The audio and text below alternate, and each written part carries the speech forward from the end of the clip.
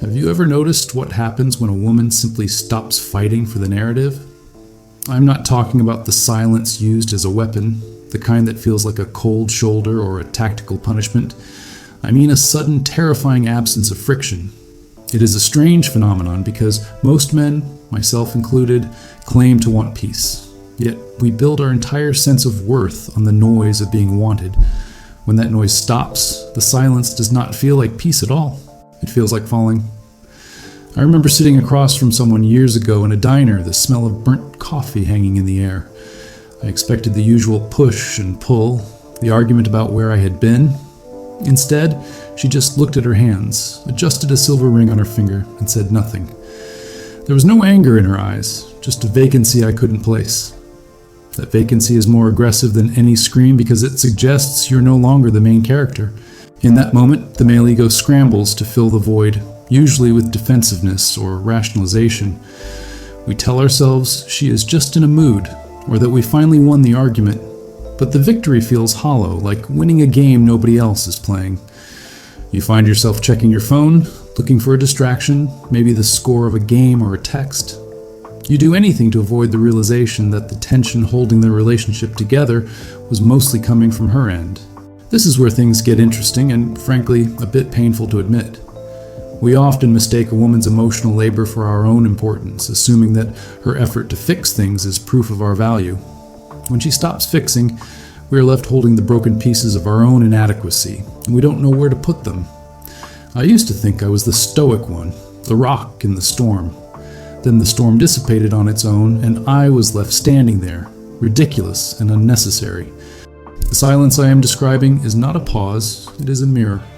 When a woman withdraws her energy, she holds up a glass reflecting a man back to himself without the filter of her adoration. It forces a confrontation with the parts of ourselves we prefer to keep in the dark, the needy boy who wants to be chased. Most men cannot handle looking into that mirror for long, so we try to shatter it. We provoke, we poke, and we try to restart the conflict just to feel seen again. But if she holds that space, if she refuses to pick up the rope and tug back, something fundamental begins to crack. It isn't a loud break. It sounds more like the settling of a house at night, those creaks that make you wonder if the foundation is shifting. You start to question your own reality. This is where the ego begins to die, but it fights hardest right before the end. The panic it generates is something we rarely discuss. The drive home after that encounter is where the unraveling begins. I remember gripping the steering wheel so tight my knuckles turned white, the leather worn smooth under my palms. I drove in complete silence because turning on the radio felt like a violation. You start running simulations in your head, replaying the last 10 minutes looking for the trigger point. It is a frantic, quiet desperation masked by a clenched jaw and a straight stare at the road ahead. We tell ourselves we are analyzing the data, simply trying to solve a problem. But really, we are terrified of the void. It is strange how the mind works when starved of feedback. It cannibalizes its own security. I found myself checking my phone every few minutes, tapping the cracked screen to ensure it hadn't frozen. I waited for those 3 little dots signifying she was typing. When they don't appear, the silence in your pocket feels heavier than the room. This is where the performance becomes exhausting to maintain. I sat on my couch that night, ostensibly watching a rerun of a sitcom I had seen a dozen times. I listened to canned laughter while condensation on a beer bottle pooled on the coaster. I was not watching anything. I was waiting for permission to stop holding my breath. That permission usually came in the form of her breaking first, asking what was wrong or demanding I speak. But she did not ask, and that absence is the key to the psychological shift. Without her pursuit, I had to confront the fact that my aloofness was not power. It was a defense mechanism that only worked if someone was trying to breach it. It feels embarrassing to admit now, perhaps even pathetic.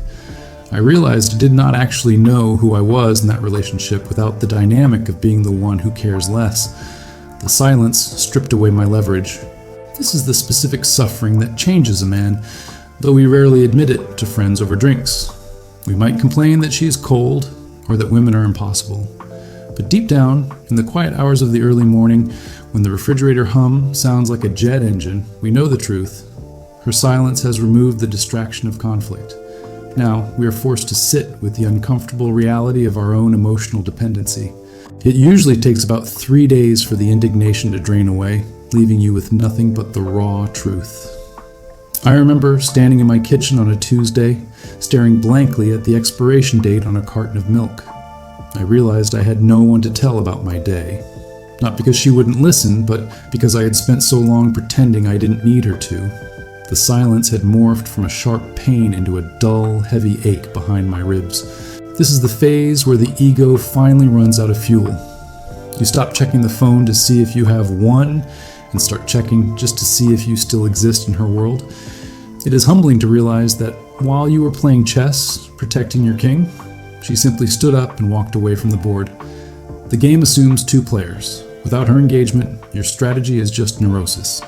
I suspect many men never get past this point because the vulnerability is excruciating. We often scramble to find a new woman, a job, or a vice to avoid the sensation of falling. But if you don't run, if you just stand there listening to the neighbor's lawnmower drone on through the window, strange things happen. You start to miss her, not as a conquest or a comfort, but as a human being whose presence you took for granted. I had to admit to myself, and I am not sure if I have ever said this out loud before, that I actually missed the fighting. I missed the friction because, in a twisted way, it was the only proof I had that she was still invested enough to try and change me. When the fighting stopped, I didn't feel relieved. I felt abandoned. It forced me to ask why I needed conflict to feel loved and why peace felt so much like indifference. This is the breaking of the ego, but it is not a violent shattering. It is more like a thawing. The ice you built around your heart begins to melt, leaving you wet and shivering. You realize the silence wasn't a punishment she inflicted on you, but a space she created because she was tired of shouting over your walls. In that space, for the first time in a long time, you have the room to actually feel something real. Eventually, the silence becomes loud enough that you have to speak, not to defend yourself or win points, but because the truth is too heavy to carry alone. I recall driving back to her place, the radio off not out of tension, but a need for clarity. I rehearsed a dozen speeches, clever ways to bridge the gap without losing face. By the time I walked up the concrete steps to her door, I knew none of them would work. When she opened the door, she looked exactly the same, yet entirely different. She wore an old gray sweater I had seen 100 times, holding a mug of tea with both hands. But the expectant look I used to rely on, the look asking for approval, was gone. In its place was a calm neutrality that terrified me more than anger. It was the look of someone who had learned to be okay without me. That realization broke my resistance. I didn't say the lines I had prepared. I think I mumbled something about the weather, stumbling over words like a teenager. The polished, controlled version of myself was nowhere to be found. I remember sitting on the edge of her sofa, picking at a loose thread on my jeans. Finally, I just admitted, I don't know what I'm doing. It wasn't profound or poetic, but it was the first honest thing I had said in months. Her response wasn't a triumphant smile or a lecture. She just nodded, took a sip of her tea, and let the silence hang there. Only this time, it wasn't a weapon. It was an invitation. It was a space where I could step in without my armor, without the need to be the stoic man I thought she wanted. I realized then that she hadn't been waiting for me to be perfect. She had been waiting for me to be present. The ego believes strength is about invulnerability, about never needing anyone. But sitting there, feeling the warmth of the room and the weight of my shortcomings, I understood. Real strength is the ability to let the silence do its work. It is the courage to let the false self die so something real can breathe.